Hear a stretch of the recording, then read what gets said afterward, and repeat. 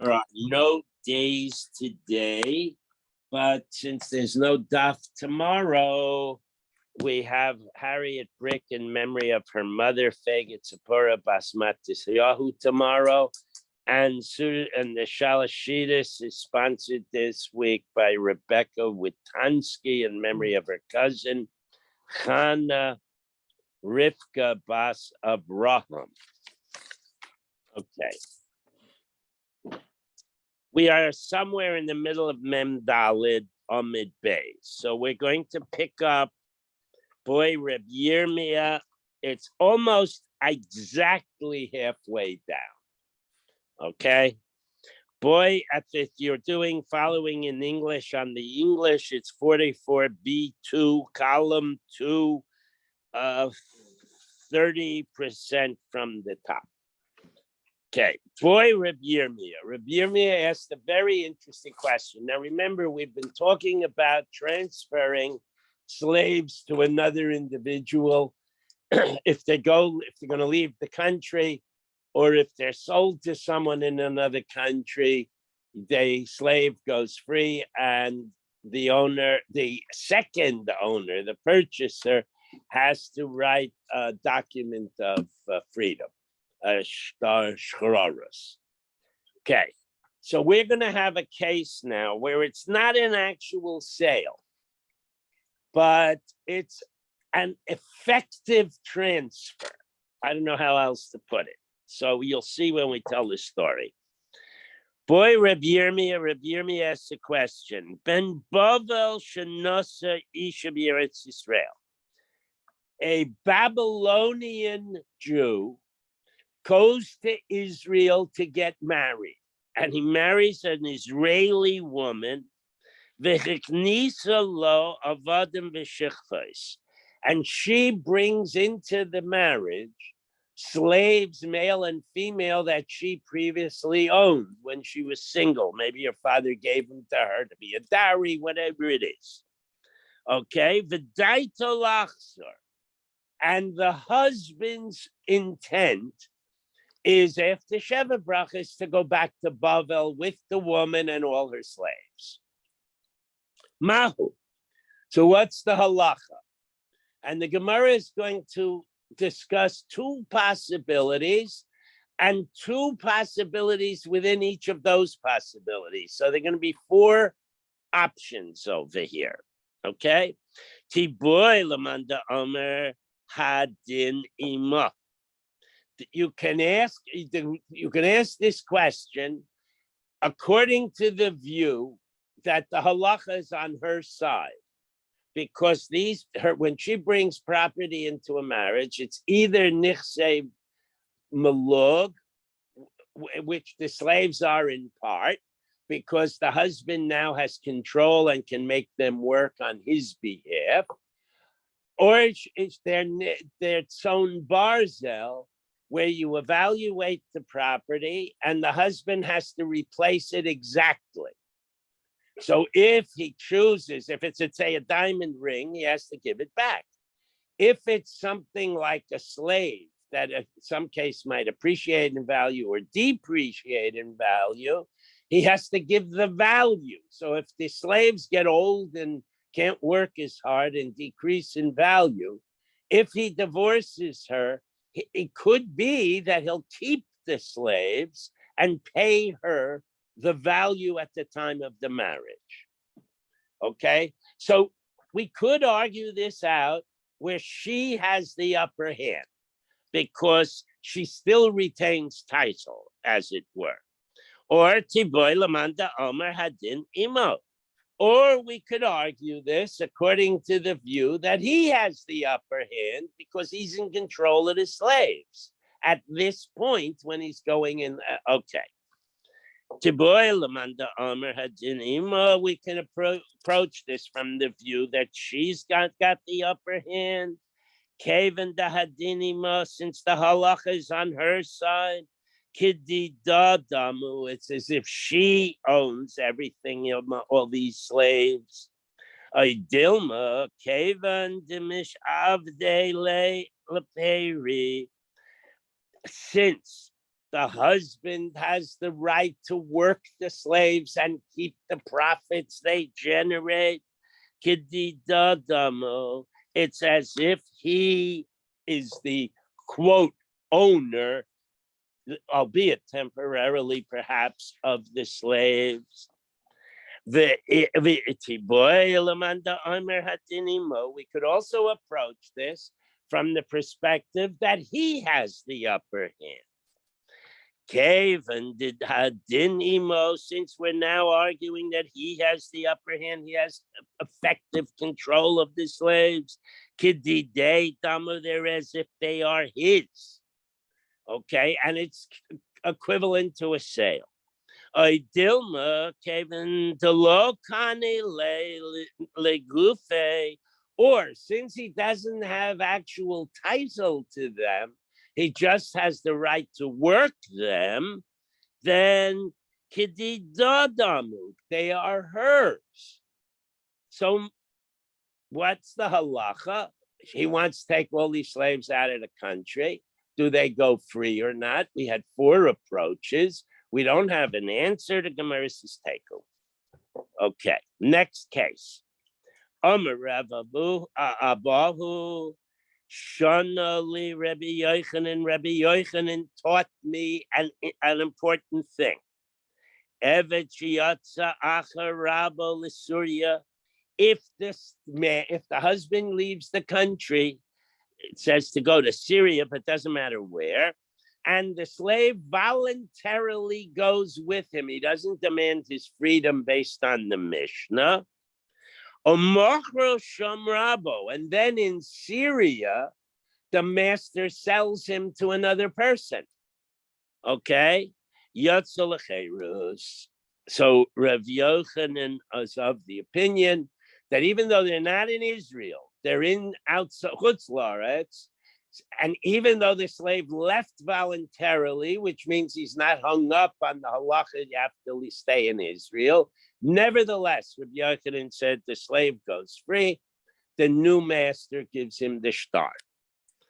V'hatane Reb Chia Ived es zechuso.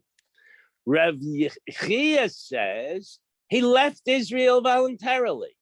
He obviously isn't hung up on the halachas. You're not allowed to leave Israel. So he gives up his right to go free if he's sold. Okay? So we have a complete contradiction, but maybe not. Lo, not such a complete contradiction. Lo kasha, it's not a complicated, there's no difficulty resolving this issue. Kan shadas Rabbi Lachzor, according to Rabbi Yochanan, who says he gets to go free, it's when the master intends to return to Israel. So effectively, they went on a trip outside. You're allowed to go and come to New York for a bar mitzvah. If you live in Israel, you have to tend to go home. So if that's the case and he's sold in Syria, then he goes free. But Rav Chia's perspective, she'ein das Rabbi Lachzor, an Israeli who moves to Brooklyn would have to free his slave. Okay. V'hasanya, we can back up this previous resolution by quoting the following brisa. If a slave, this time it's yoitze, it's not voluntary, it's obligatory. The master is going to Syria, he gets to take his slave with him. Yotze, the slave has to leave Israel. Lo sagid v'lo nafik. He has no other options. Literally, there is no alternative for him. But we learned in a Mishnah, ein hakol motzim. We had this Mishnah once before. If a family member, usually the husband, but it could be the wife, if a family member decides to move from Israel, an Israeli guy gets a job in England, his wife, his children, and his slaves may decline to go with them because they don't want to be over the Isur of leaving Israel. And the husband has no brera. In other words, the husband can't order his wife to go. Somebody have a question? He has to give a divorce? No. Okay, I mean, practically speaking, if he's going to come back in a year, but if he's going to move permanently, then he should give her a divorce because they're living apart. But it's not obligatory. She might be able to go to Beis Din and petition for a divorce on the grounds of abandonment, whatever.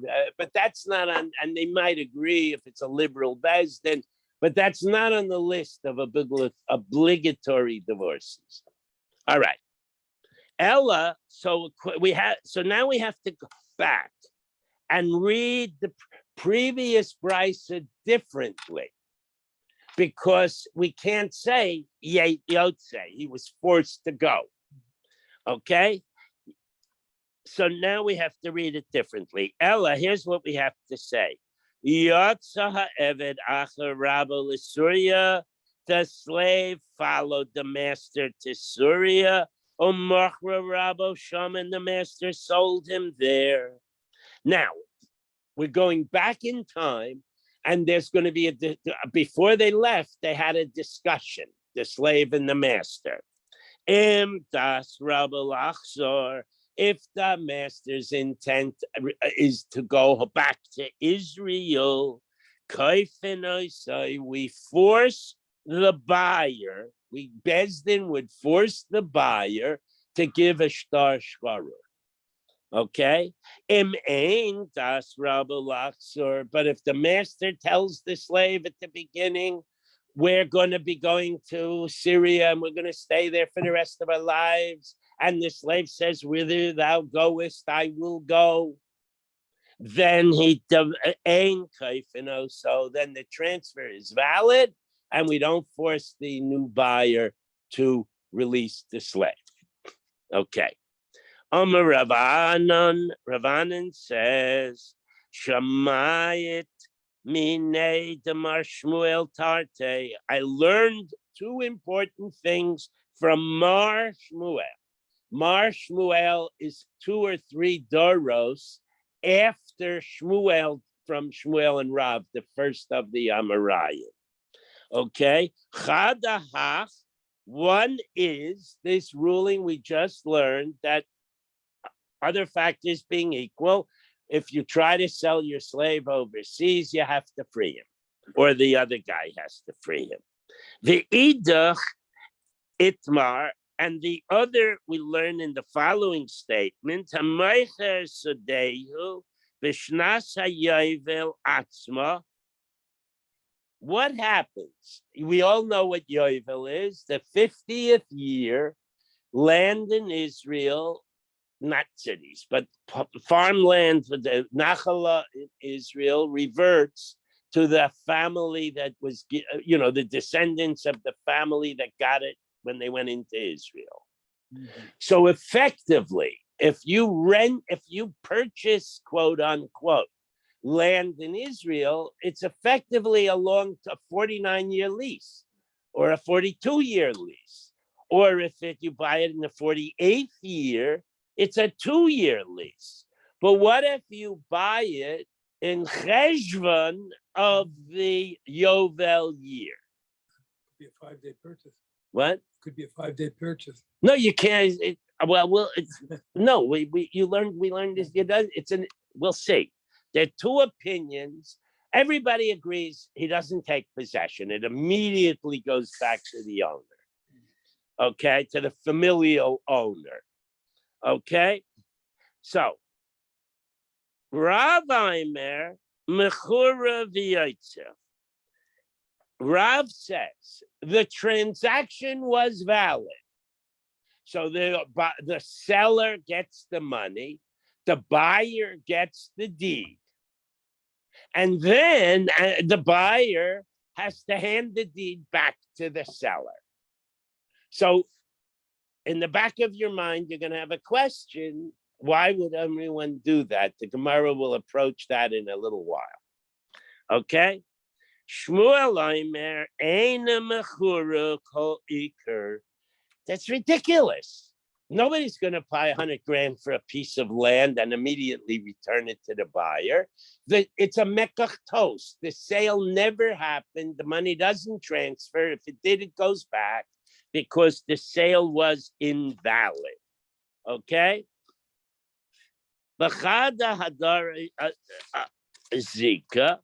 So according to one of these, now remember, we had the slave in Syria, and the money has to go back to the boss. We had the land in Israel on a Yovel year, and the money has to go back to the boss. Okay? But it's not that simple because this is continuation of what he learned. B'chada hadre zivine. In one of these two cases, Shmuel says the seller has to give the money back to the buyer. And in one of the cases, the seller does not have to give the money back. But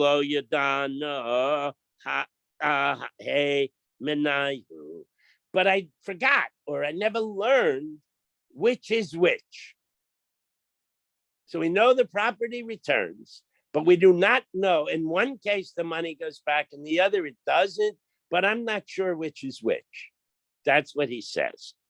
So Omer Rav Yosef, so Rav Yosef says, well, we know enough information to infer who said which case is which. Let me look at this.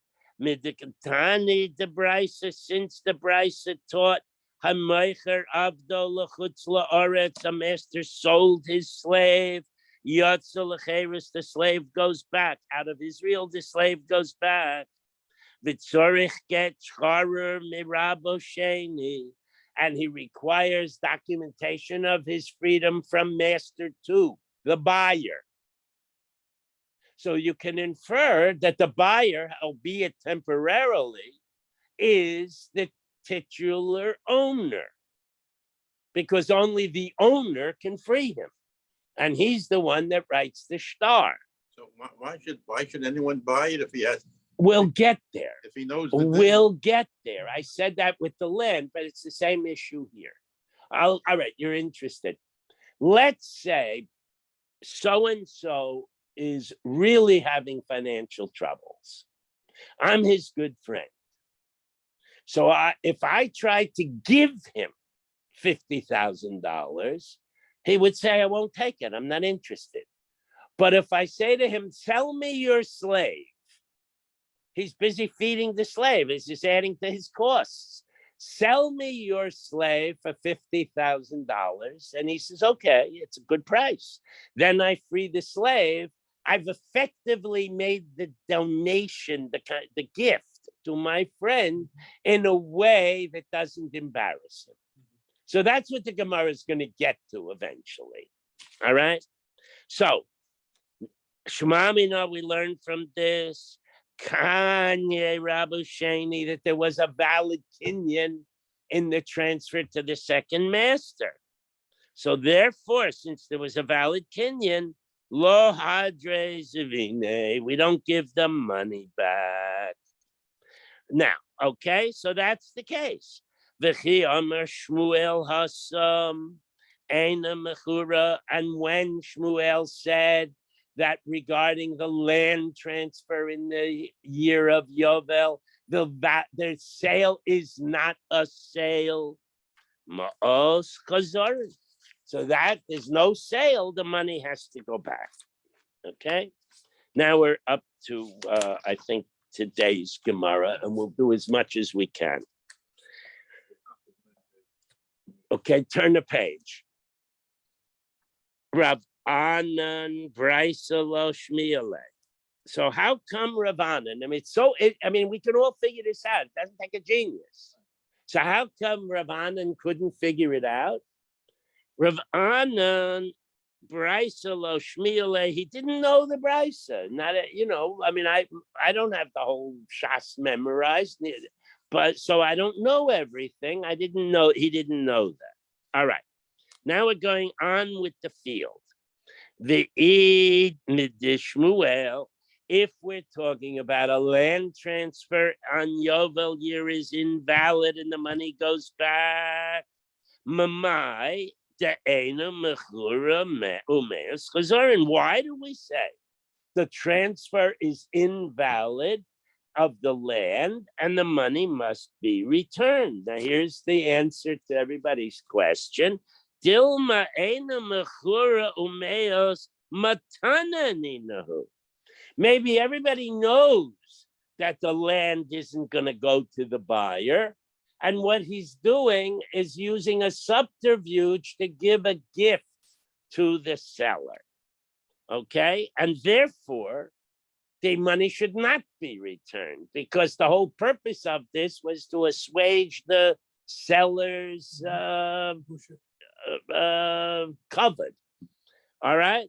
Mide dahave amakadesh es achoiso. So there is a case where Shmuel was talking. All right, we know that a father has the halachic right. Welcome back, by the way. A father has the halachic right to marry his minor daughter to someone. When we learn this, when this parsha comes up in the Chumash, I often say, I talk at the table on Shabbos, I often say that this was a Jewish method of spreading money out. A poor guy has a pretty little daughter, marries him to a rich guy or the rich guy's son, and now the rich guy is going to help out the poor relatives. So it's a way of transferring money. There's an English word which I forgot. Income redistribution. Okay, so in any way, but the brother does not have the right to do that if the father's alive. The father dies, the brother has a midrabanan right to do it. But here the father's alive, and the brother went and married his sister off to a friend of his, okay, 11-year-old sister, say. Okay, the Itmar, and we have a halacha, Hamakades es achai. So if a man tries to marry off his sister, Rav over Meis Chazrin, Rav says the money that the groom gave to the family to induce them to marry their daughter to him goes back. Ushmuel Omer Meos Matana. And Shmuel says the guy knows that his brother doesn't have the right to marry him. And he's again using this subterfuge to help a poor family without offending their honor. Okay, so that's an implication. Amar le Abaye Rav Yosef. Abaye says to Rav Yosef, now this is an interesting question. We're in Syria. I sell my slave to Bob, and Bob has to free him. But who did who was active in this transaction? Why should the seller go scot-free and the buyer have to pay? That's a question that should have been bothering everybody, and the Gemara it bothered. Okay? Amalei Abayel Rav Yosef, my chazis the kansinan lelakeach. Why do we penalize? We fine by making him go free, he loses that money. The buyer of the slave, naknise lemoicher. Makes more sense to find the seller. Amarle, Rav Yosef answers Abaya by telling him a story, an Aesop's fable. Lav akbara ganav ella chayra ganav. Without the mouse hole in the wall, the mouse can't steal the cheese. In other words, The hole in the wall is the enabler without which the cheese won't be gotten by the mouse, because the owner of the house will smash him with a shovel. He has to be able to escape into the hole. So Amar Le, Abaya replies to Rav Yosef, very nice story, but let's look at it more logically. Just a minute. It's the mouse that's the active individual. The hole didn't do anything. Holes do not sneak out and grab cheese. Okay, so now that's the refutation of the implication of this story. Mistabra, now the Gemara answers, it makes more sense to penalize this buyer. Okay, Mistabra hechide ika asura. Wherever the object of concern is physically located, hasam kansinan. That's where you apply the fine. So here the buyer acquired the slave. He's now in the buyer's possession, so he gets fined. The logic is that the seller would not sell without a buyer, a willing buyer. And the willing buyer both give the seller, if you try to analyze it, the seller has greater passivity in the transaction than the buyer. The seller stands there. All he does is take the money. The buyer gives him the money and takes the slave. So the seller, in a sense, is more passive than the buyer.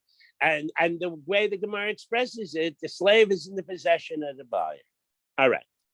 Do we assume that the buyer knows the din? We assume neither knows the din. Neither knows. That's because it's all the show game. We have to force him to sell. That's why. That's why we say we force him to give the star.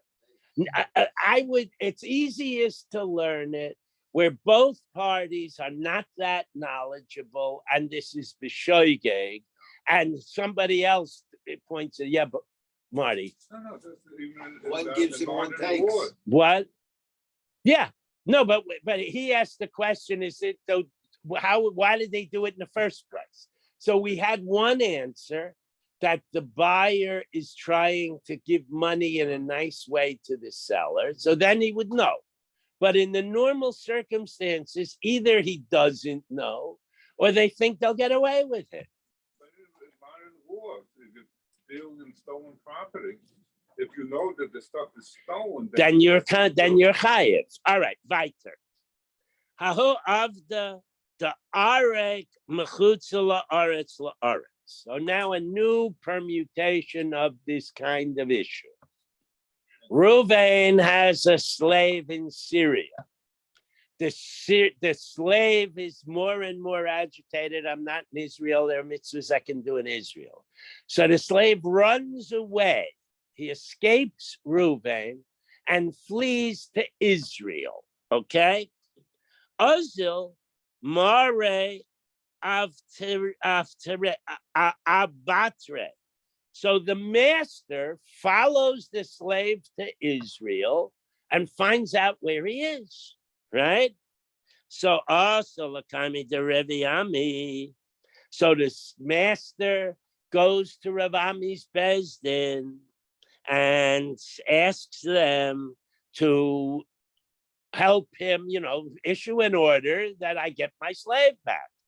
So the Bezdin replies, Omerle, Nichtav loch stara adame. We will write you.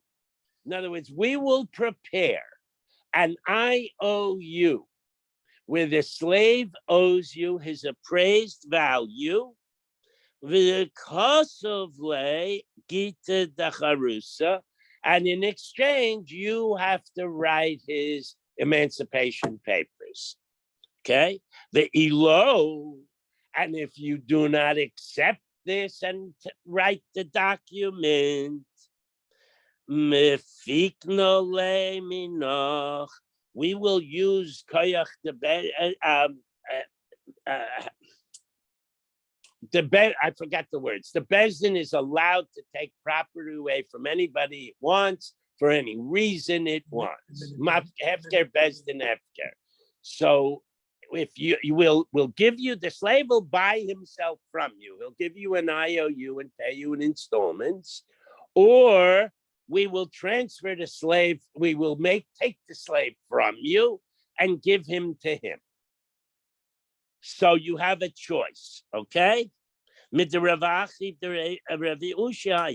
Because we have two other heavy hitters who paskin that way. Tisanya, we have a brisa, lo yeshvu ba'artzecha pen yechatiu oisach li.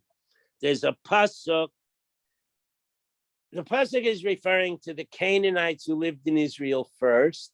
And Yehoshua was given orders, either they leave this land or you kill them, okay? But the pasuk says they may not live in your land, because if they do, you're going to follow their behavior and you are going to sin against me. That's what God said, okay? Yachul ba'ovet kachavim shekibel alav shalola avid avodas kachavim. So, could with this pasuk be talking? It's a negative question, okay? Because they didn't have that option. Could the pasuk be talking about a person who worships idols and says, "I won't worship idols anymore," and therefore he can live in the land? Talmud Loimar. Lo taskir eved al adoinav asher yenotzel alecha me'im adoinav. There is another pasuk that says you cannot give the slave back to his master if he escaped from his master. So my takana. So what would this? What's the going back to our story, what's the slave's remedy? How does the slave fix himself? Imcha yeshev b'kirbecha, you let him dwell with you in your midst. Now these psukim have nothing to do with slaves, but we're going to do drushes, okay? So he is now interpreting this pasuk as a drasha. If the slave gives up, meaning a Canaanite individual gives up his idolatry. So the reference would be escapes from his master. The master is the false god. Okay? Don't chase him away. Do not give him back to its master. Don't send him back to the Goyish Yishuv. Okay? Let him dwell with you. That's one metaphorical interpretation of the pasuk, and that would give grounds that if the slave ran away and came to Israel, we has to get his freedom. Kasha le Rava Ushia. Now we had this version. This drasha was Rav Ushia's son, but Rav Ushia argues with his son. Hi. Me'im adoinav. What does the pasuk mean when it said away from his master, fled from his master? Me'im aviv meboile. I would learn it meaning his father, because a little Vodazaranik, his father drags him to church. The father sets the influence that the kid is going to be an Vodazaranik. And the kid discovers he doesn't want to be, so he runs away from his father. That's how he interprets it. Ella Amr Rabbi Yeshua. So Rabbi Yeshua takes this pasuk and interprets it metaphorically.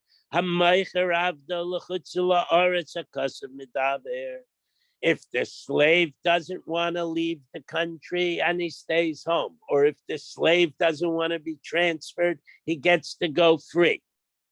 So the son doesn't like the father's interpretation. Hi, Asher Yenotzel Elecha. the pasuk says, if the slave escapes and comes to you, asher yinatzel me'imecha miboile. If you were right, Tati, it should have said a slave who leaves you, not comes to you. Okay? And Ella Omer Rav Achi Bereb Yeshua. So the son says, "Be'eved shabarach mechutz la'aretz la'aretz akasav medaber." The pasuk has to be talking about the slave in chutz la'aretz who escapes from his master and flees to Israel, makes aliyah. Okay, and that's the end of that. Tanya Idoch, we have another brisa which says very explicitly, quoting a pasuk, "Lo taskir eved al adainov." Do not give the slave back to the master. Rebbe Omer belokeach eved al menas la shachruro hakasav medaber. This pasuk is referring to the transactions we've been talking about, where the owner sells him to someone outside of Israel or makes the whole transaction outside of Israel, and you can't go, no backsies. The owner can't, you do not return the slave to the master and say no harm, no foul. The slave that is now in the new guy's hands and must be freed. Hey, Chidami, what is exactly the case? Omer Reb Nachman bar Yitzchak, Hakasav le Hachi, the master writes a document that says as follows: Kisha'a kochacha hare atzmecha kanu lachach me'achshav. The buyer gives a note to the slave. When I buy you, you will go free retroactively to prior to my giving the owner the money. Okay, so now he was retroactively freed. There's no backsies. You got that? In other words, the master could deliver the slave, and the buyer could say, I changed my mind. And the slave would have to go back to the master. Nothing happened. So giving him a paper saying you're freed retroactively to now precludes backsies. All right. Rav Chisda Arek Le Avda Lebei Kusoi. Rav Chisda was in Babel, that's Chutz La'aretz, and his slave escaped from him and went to a place called Bei Kusai, which is also not in Israel. Okay, Shalach lahu hadruha nihali. So he wrote a letter and he sent it to the city manager in Bei Kusai. Please send my slave back. Okay, so Shalach le, the city sent him back a letter. Lo taskir eved al adainav, quoting, do not return a slave to his master. So there's this communications back and forth, okay? And he sends yet another letter. Shalach lahu, he sent them back a reply. V'chein ta'aseh l'chamayro, l'chein ta'aseh l'shimulaso, v'chein ta'aseh l'chol avedas achecha. There's a pasuk. If a person loses something, it's a mitzvah to return it, whether it's his ox or his garment, whatever it is, you have to return it. So he is making a hekesh between the ox and the slave, which we've encountered before. Okay? Shalachuloi, they reply to him again, Vaksiv lo siskir eved al adainav. Slaves are in donkeys. The pasuk explicitly says you don't have to return the slave. Shalach lahu, he replied, yeah, but what about the drasha we learned? Hahu be'eved shabarach mechutz la'aretz la'aretz. That applies if the slave successfully gets to Israel on his escape. Okay? Oh, but here he's still in Bavel. That's the interpretation that we learned. So my shana l'shalach lahu b'derevi achi b'Rebbe Yeshua. So why did Rav Chisda quote the interpretation of Rav Achi? Mishum the mashmalahu karai, because they would accept the simple pshat of the pasuk as opposed to a more complex pshat. And if you go back and you look at the father's explanation of the pasuk and the son's explication of the pasuk, the son is closer to simple pshat. So apparently this Ben Kusai is a magnet, okay? Because Abaya Irkas le Chamra Be Kusai. Abaya lost his donkey, and the donkey wandered into Kupe Kusai. Shalach leho shadru hali. He sent them a letter. Please send my donkey back to me. Shalchule shalach simono. They sent the letter. How do we know it's your donkey? Give me a definitive simon. You know, he's got a nick on his left ear and 3 brown spots on his shoulder. Okay, so shalach lahu dechivra kreise. He has a white belly. Now every donkey has a white belly. That's a lousy simon. Shalchule ilav denachmeniat. If it weren't for the fact that your father is Reb Nachman, that you're a Nachmeni, okay? Lo have mahadren aleina. I would not have said, we would not be willing to send the donkey back. Atu de kule chamre lav kresaihu hivirin ninahu. Because every donkey in the world has a white belly. So your simon was invalid. But what we will do is, since you claim it to be your donkey, and because you're a man of esteem and you cannot challenge his honesty, and after his father is Reb Nachman, so he got his donkey back. All right. Next Mishnah. This Mishnah brought halachas that applied very often in medieval Europe. Okay?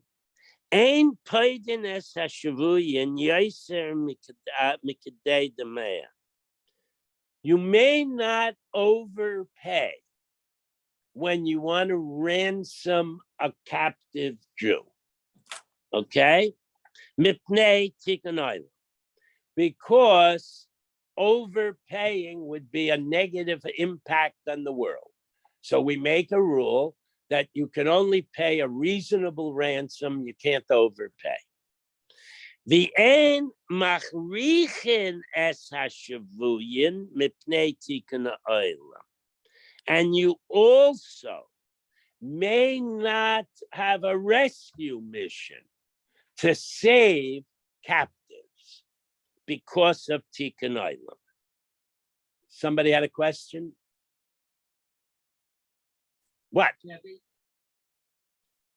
they went in and got them and got them out. They don't follow halacha. Didn't Avram Avinu? No. He went and fought in the battle to get Lot. Oh, Look, and first that to answer your question first. Your question doesn't work because it's after. Your question was before they made this takana, so you could pay what you want. Okay, now, Rabbi Shimon ben Gamliel mitnei takanas hashavuyim. You could come up with various rationales. He says, look, there are 5 guys being held by these bad guys. One of them is a high value guy, so we send the Marines or the SEALs or whoever it is to go and take him out. But now the bad guys are going to take out their wrath on the other remaining prisoners. That's Rabban Shimon ben Gamliel's understanding of what the takana is. Others explain, the Gemara will go into, if the bad guys get totally pissed off, they'll come and massacre a Jewish community, or they'll take 25 new captives. So it's a no-win game. And the Gemara is saying, and we have to have a balance, a reasonable ransom, yes, excessive ransom, no, and no violent retrieval measures as a way of not escalating the situation. Okay. Iboilahu, they asked the following question. Hi, Mipnei Tikkun Olam. What does the Mishnah mean, the Tanakama, who didn't give a reason? What does it mean? Tikkun Olam, Mishum Dedok Chako Tziburahu. Because you're putting too much pressure on the community. If we have to raise a $5,000 ransom, everybody kicks in $100, nishkaferla.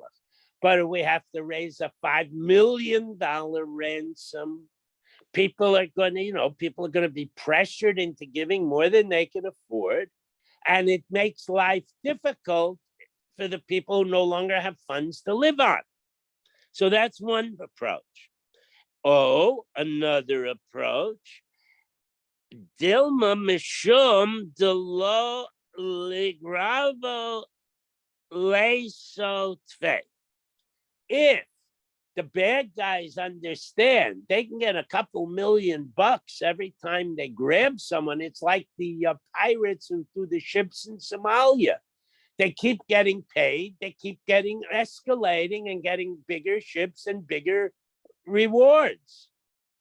So that's the rationale. So we have Gemara has the two rationales. One, a negative effect on the people in the community by monetary, and the other, a negative effect on the people in the community because nobody's going to be safe. Okay? So which is right? Toshma, let's look at a case.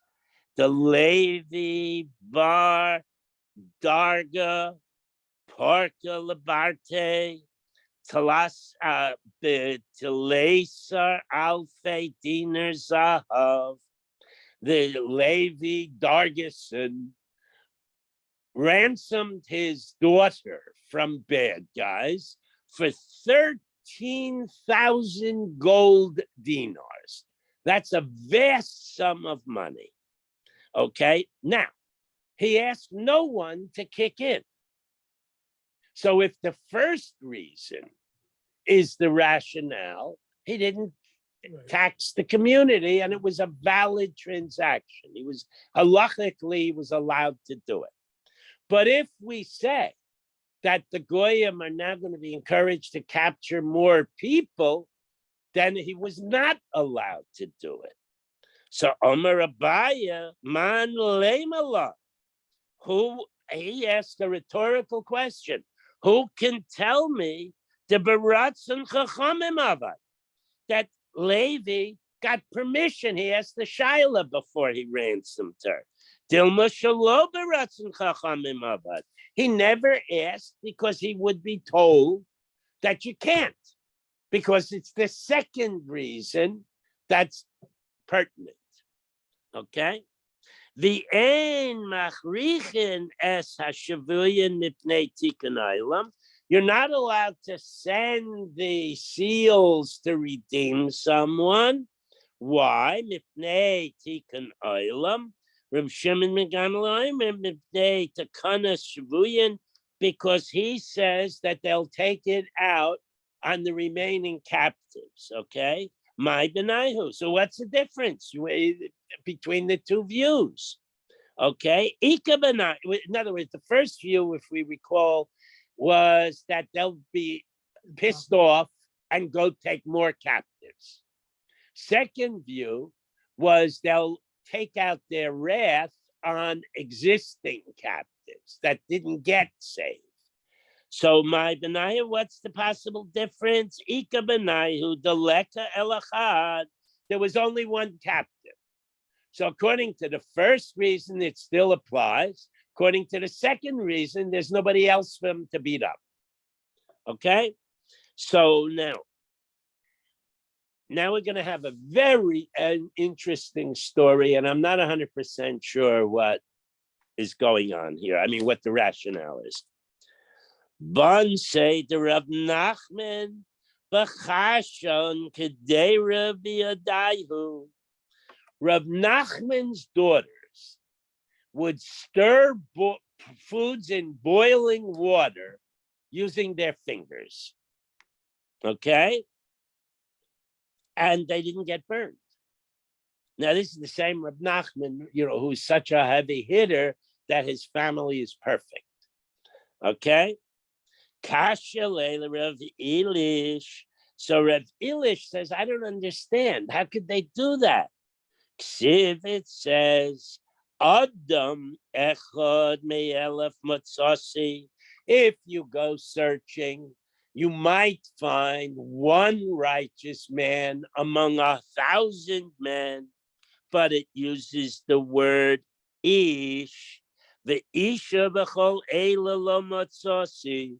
But no matter how hard you look, you're never going to find a totally honorable woman. So the guy, how could God, in other words, there's a concept that every single bad thing that happens to you, every illness, every loss of money, every time the kids misbehave, it's punishing you for some infraction, major or minor, that you committed. So these girls were so perfect that it wasn't a Pesach for the Rebbeinu Shalom to burn their fingers when they stirred the boiling water. That's the implication. And yet this Rav Elish says there's no such thing as that honorable a woman.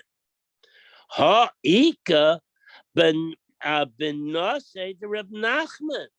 But here we're talking about Rav Nachman's daughters. So how can you think that there's no such thing as an honorable woman? Here these girls have demonstrated their impeccable yichus here. Okay?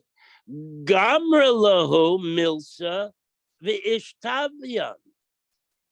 So here's the thing. They used up all their schusim by not being injured when they boiled water, and they probably did other similar risky things. So they used up all their schusim. They no longer have this umbrella of protection, and bad guys captured them. The ish tabai ihu nami bahadaihu. And this fellow Elish was also captured at the same time they were. Okay. Yom Echad, one day during this period of captivity, Hava Yosef Gabi Yahu Gavra da Hava Yoda Belishna Ditzipure. Another captive who understood bird talk, the chirping of the birds he could interpret as words, was sitting next to Rav Elish. Asa Urva the Karele. So a raven came and landed on, say, the stender right in front of Rav Elish and chirped. He made raven calls. So Rav Elish turns to the bird man, Amar Le, Micah Amar. What did the raven say? So the Amar Le, the birdman, said to Rav Elish, Elish, brach, Elish, brach. Elish, try to escape.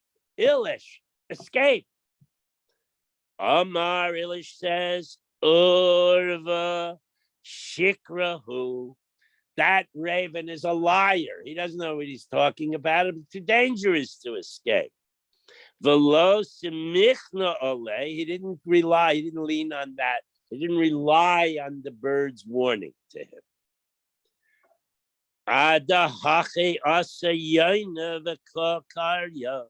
So a dove came and landed in front of him. and made noises. Amalei Elish says to the birdman, my amra, what is the bird trying to tell me? Amalei Elish brach, he's saying Elish escape. Amar, Elish says, Knesses Yir'el, Kiyonim Mesila. Psukim, compare Israel, the Jewish people, to a dove. Okay? So Shmamine Misrachesh Le Nisa. So I can infer from the dove, at least, that if I do try to escape, I will get out and it'll be a miracle. Okay, now, Elish has these girls with him. And we learned that if one person gets out, they'll take out their wrath on the remaining captives. So Omer, Azil, Ahaze, Ben Nase, the Reb Nachman, I will go and observe the daughters of Reb Nachman. If they still have the incredible level of Amunah and Sidkus they had when they were, free in town. Okay? So, and he thought to himself, literally he said to himself, but he's thinking, Nashe kol mile to islahu sadran lahadare beis hakise. When women want to confide in each other about women's stuff, quote unquote, they usually do it in the lavatory where they know no men are around, so they can speak more freely to each other and to other women. Okay, so Shema Nihu Laka Amron. So he went and he listened. He stuck a glass on the wall like they do in the movies, and he listened to the girls talking in the bathroom. And the girl said, not such a great thing. Ade Guvrin, the Nahar Doi Guvrin. These powerful men have replaced our husbands, meaning they're taking advantage of their captive women. So, Lemahu Shabu Yahu. So we should try to convince our captives that we should try to convince our captives to relocate to a place far from here, because the lo lesu inshin, so that our husbands can't come and find us.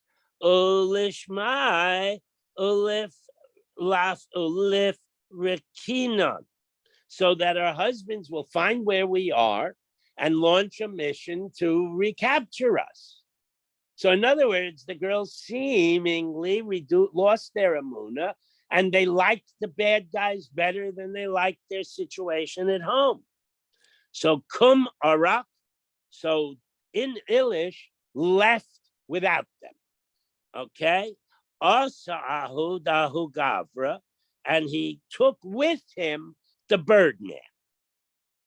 Lidi de Israchash Lenisa. For Elish, the miracle he anticipated did indeed occur. Aved Mavra, he caught the ferry, and the ferry boat went to the other side of the river, and the bad guys couldn't follow because the boat wasn't on their side of the river. Vahu Gavra, but the birdman, Ishkechuha the Katluha. The bad guys found the birdman and killed him. Okay? Now, Ki Hadron, Asan, when Nachman's daughters finally were released, okay, Elish made the following observation. Hava kachashvan kedera kechishofin. When they stirred their pot and didn't burn their fingers, it was because of witchcraft. In other words, he ascribes that they never were such wonderful women as everybody thought. Okay, we're switching topics. We talked about selling to a slave to a goy. We're switching topics to stam, sifrei Torah, mezuzahs, and tefillin.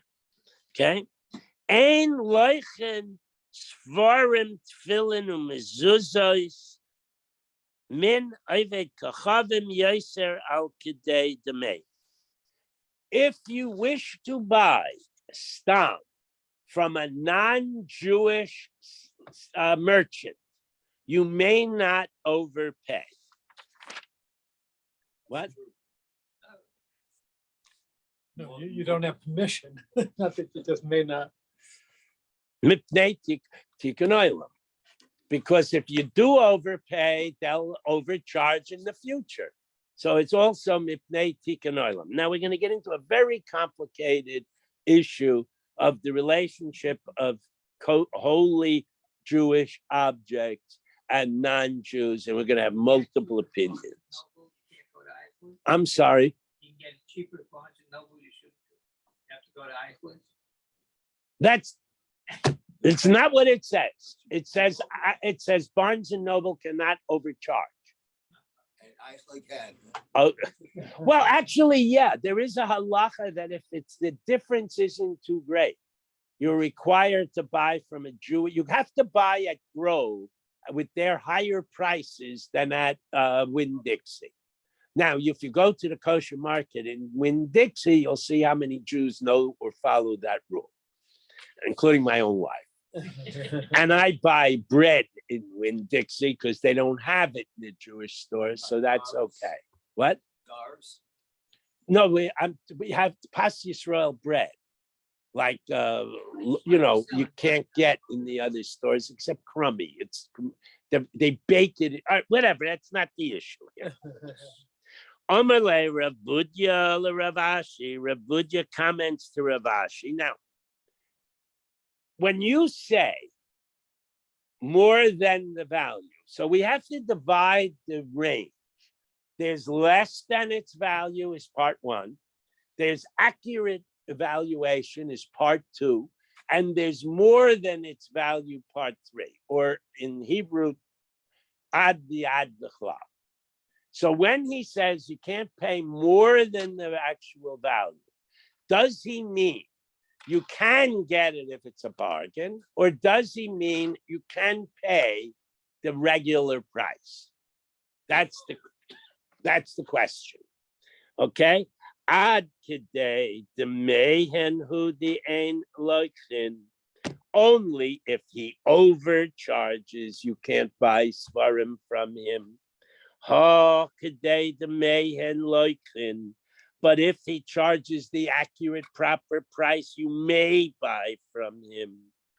So we may draw an interesting inference from this. Shma mina sefer Torah shenimtzu biyad ovdei kachavim koren bo.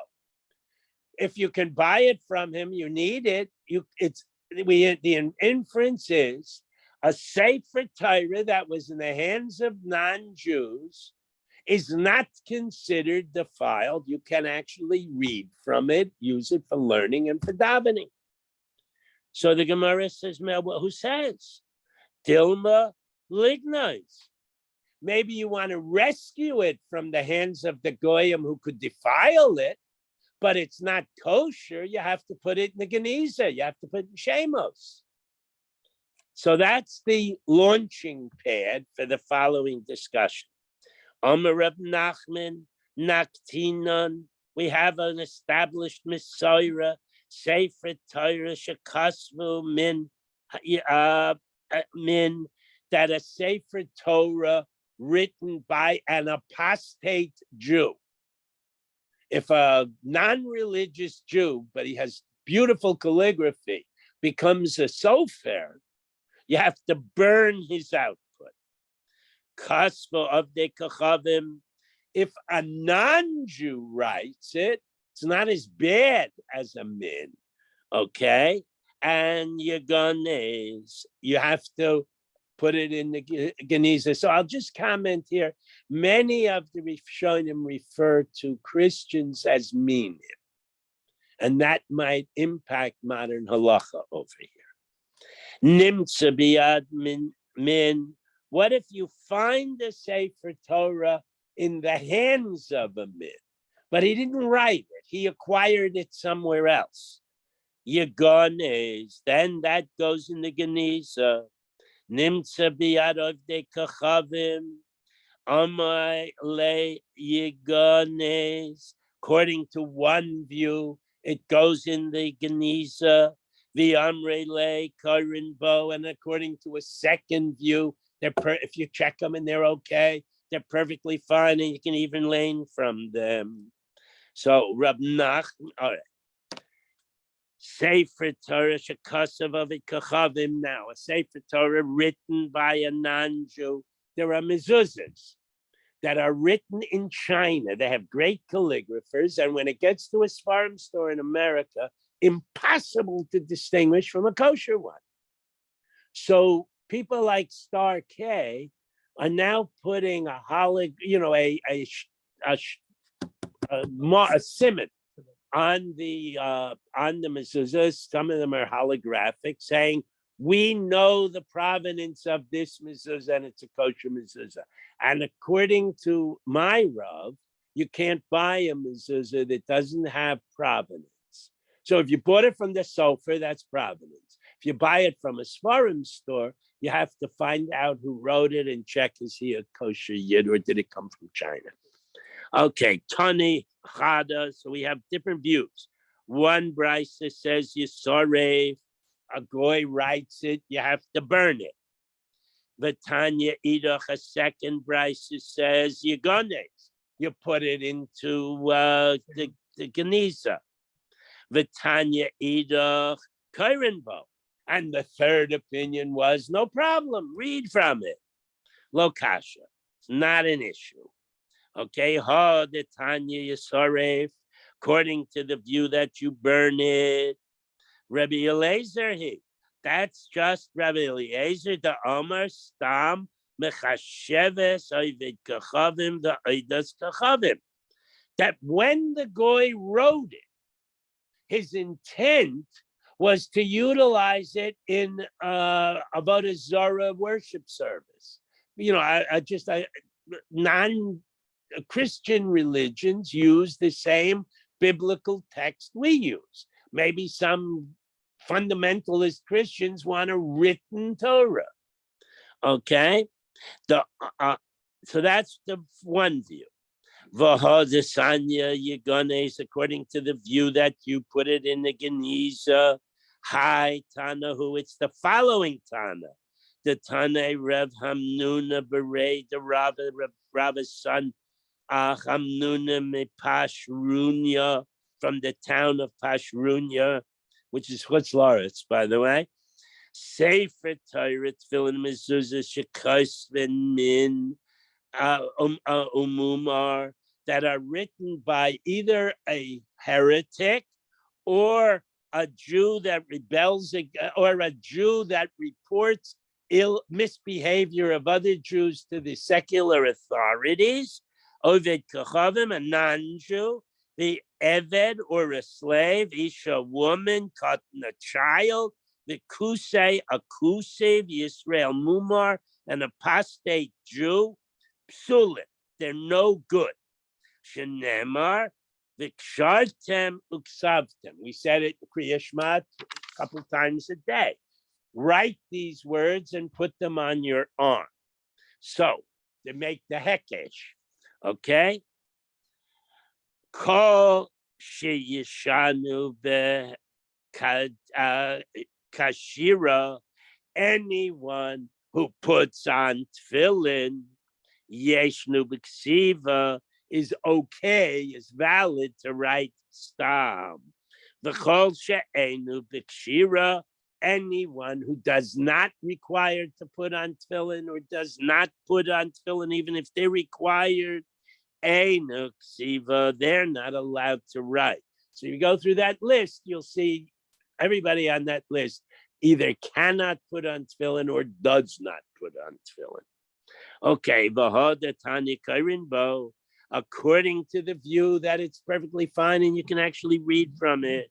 Hi Tana, who is the following Tana? The Sanya, we have a brisa. Lochin svarin min havodekachavim v'chol makom. You can buy stam from non-Jewish salespeople anywhere you want.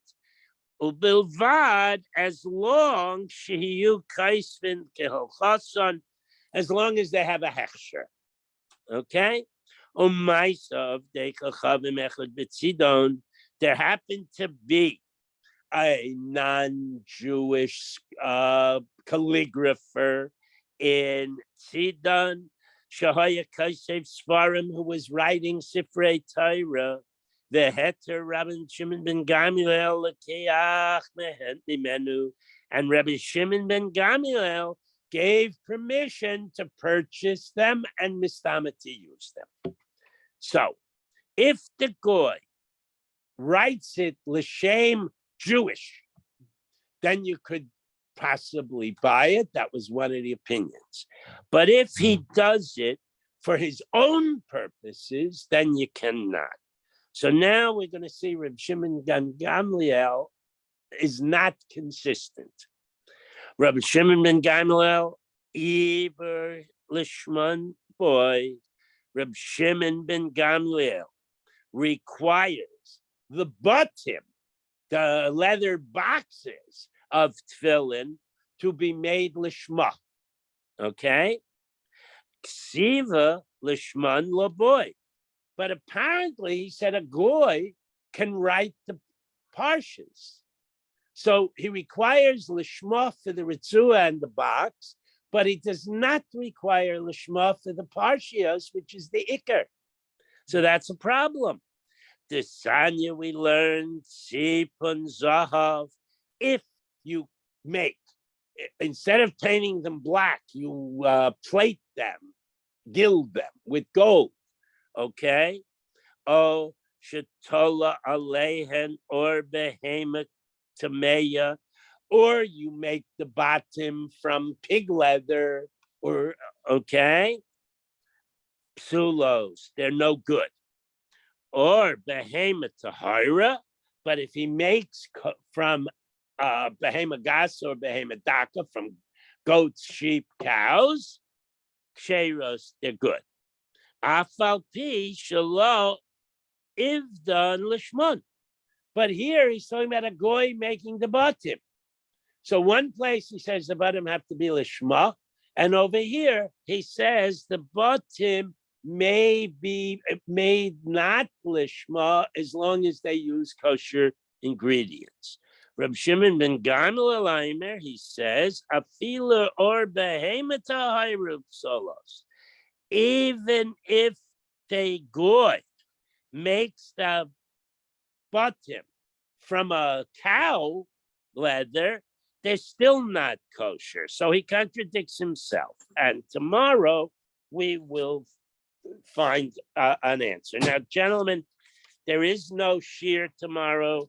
You're mechuyev to finish this stuff on your own and do the next daf, which is tomorrow's daf, up to the Mishnah on Memvav Amid Beis. That's where I'll start on Sunday. Okay? Now, anybody who wants to do this inside, Ruvain and I will learn it tomorrow at 10. We go to the 7:30 minyan, and then we go to my house and we learn tomorrow's, the next stop. Okay, and I also make kiddush. So you're welcome, just Harry. So you're welcome to join us if you like. Thank you very much. Have a good show. No, I'm sorry. No? 12:30 today we do tomorrow's daf. If you Ah. want to learn tomorrow's daf, you're welcome to come to my house. Sundays. 12:30 today. Tomorrow I do Does that Sunday. mean no herring? What? Does that mean no herring? No Harry. Yeah, that's right. Today we do, Hey, Bobby. today we do, It's, yeah, you Tomorrow. gotta wake up early to beat so you, what we'll be Bob. doing on Shabbos will be, You know how you get Mondays. used to come. no, Sunday. Yeah. No, another way, we always one day ahead, so I can do the daf one if I have to. Have a great day. Okay, you may, somebody has his phone here? Okay, Melvin, let's go. Okay, good Shabbos all. Shabbos. Good Shabbos. Thank you, Bob. You're welcome. Again, Bye-bye. welcome back. Thank you very much. Thank you. Good Shabbos.